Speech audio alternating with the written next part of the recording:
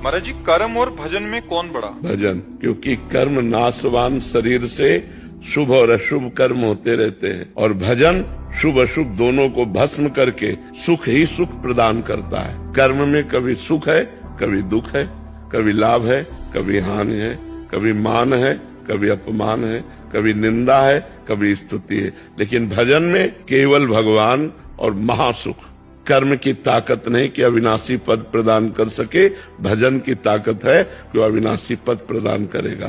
कर्म तुम्हारा अच्छा से अच्छा बनेगा तो स्वर्ग लोक जाओगे, वहां पुण्य भोग कर फिर मृत्यु लोक आओगे। लेकिन अच्छा भजन बन गया तो भगवान को प्राप्त हो जाओगे। कर्म से बड़ा भजन है।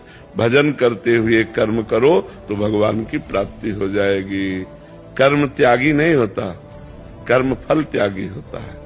भजन करते हुए जो कर्म किया जाता है वो भगवान की प्राप्ति कराता है, और जो केवल कर्म किया जाता है वो अवश्य में वो भोक्तव्यम कृतम कर्म शुभाशुभम। शुभ और अशुभ कर्म जो बनेगा उसे भोगना पड़ेगा। और भजन इन भोगों का विनाश करके भगवत प्राप्ति करा देता है। जो नाम जापक को सुख मिलता है, जो नाम की महिमा है, वो स्वयं भगवान नहीं वर्णन कर सकते। भजन